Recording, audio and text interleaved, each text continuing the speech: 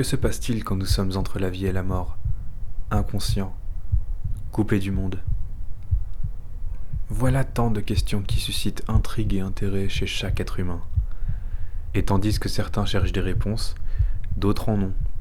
Pour certains, il s'agit d'ignorer et pour d'autres, il s'agit de croire. Et c'est bien là un des thèmes principaux de l'œuvre de Gayle Forman. Mais tu sais quoi, cher lecteur? Ce n'est pas du tout de ça que je souhaite parler aujourd'hui. Car il y a quelque chose de plus intense, quelque chose de trop intense même, quelque chose qui se tient au-delà de Si je reste. Et là-bas, cher lecteur, parmi sonates, accords, riffs et concerts, il y a une sorte de symphonie. Et il me semble bien entendre une symphonie d'amour.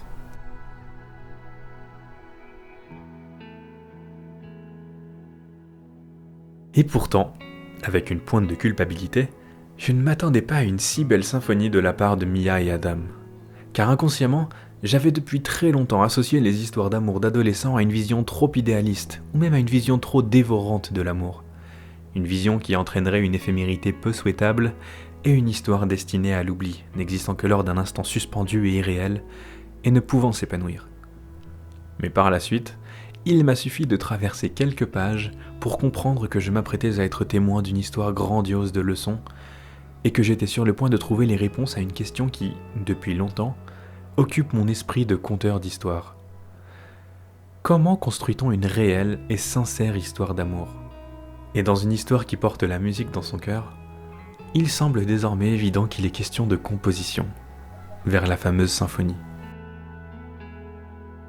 Ah, le violoncelle. J'ai toujours trouvé que c'était un instrument magnifique.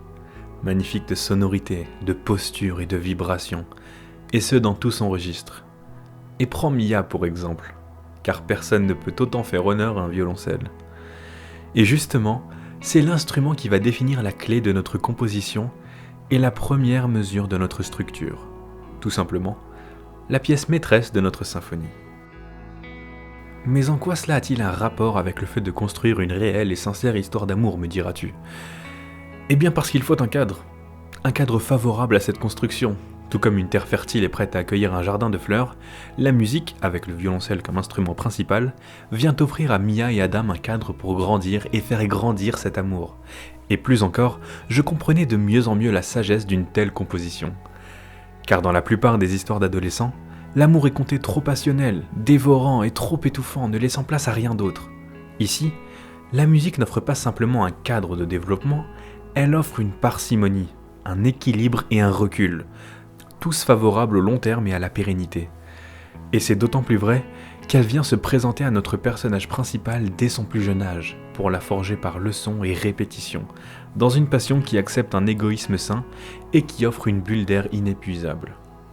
Et sans devoir m'étendre sur le sujet, il en va évidemment de même pour l'autre personnage, la deuxième moitié de l'unité, par une guitare et un mouvement de gratte aussi symbole de rage que libérateur, suivant la même fonction de bulle d'air inépuisable. Là était alors défini le cadre, et je compris donc qu'il s'agissait d'une symphonie reposant sur 3 protagonistes. Venait donc d'abord le violoncelle, puis la guitare, et ensuite l'amour, sainement et sincèrement, dans une harmonieuse union que personne n'osera par la suite remettre en question. C'est pour ça qu'un violoncelle n'est pas qu'un violoncelle, mais plutôt une voix porteuse de l'ineffable qui hante les instants les plus sombres, car en effet, chacun doit trouver un moyen d'exprimer. Il y a bien trop de sentiments et bien trop de pensées, surtout à cet âge-là. Et dans l'objectif de ne pas être submergé, un violoncelle devient un bel allié libérateur. Une passion, un objectif et une aventure personnelle source de bien des leçons. Il est alors temps d'apprécier la symphonie dans tout son registre et dans toutes ses phases, à travers instants intenses suscitant crescendo et souffle coupé, ou bien à travers construction en fugue, en passant par tous les rythmes et sentiments.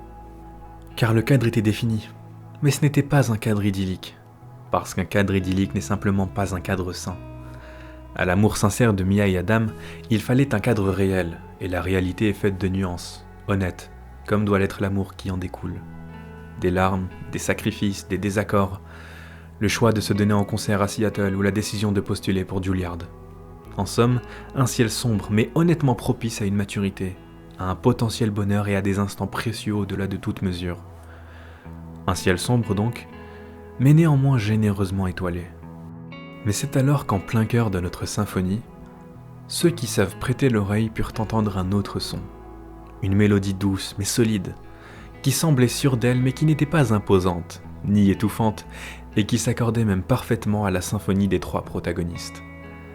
Cette mélodie semblait veiller sur la symphonie d'amour. Elle était derrière, bienveillante et attentionnée.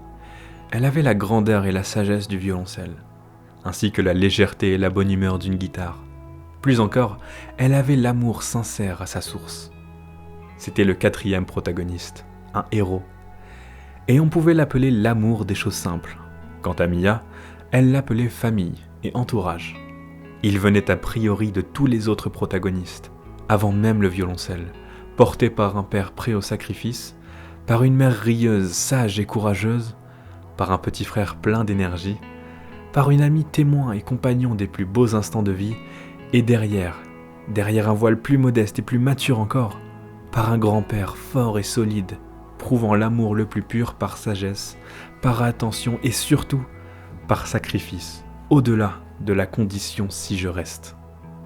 Car la voilà la leçon, au-delà des mots, et elle peut sembler difficile à accepter pour certains, mais elle est réelle et ne pose ainsi aucune fausse promesse.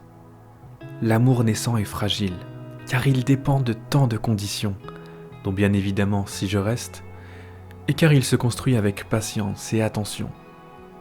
Mais au final, c'est quand même amusant, tu ne trouves pas, cher lecteur ? Le fait que les histoires clichés parlant d'amour éternel soient celles qui semblent le moins capables de s'épanouir et de durer, tandis que cette histoire, celle d'un couple ayant accepté les nuances du réel, la fragilité et l'éphémère, soit celle qui me semble être la plus à même de défaire le pouvoir d'érosion du temps. Et je ne sais pas pour toi, mais je trouve ce paradoxe final empli d'espoir et de bon augure. L'amour ne devient éternel que lorsqu'on accepte l'éphémérité.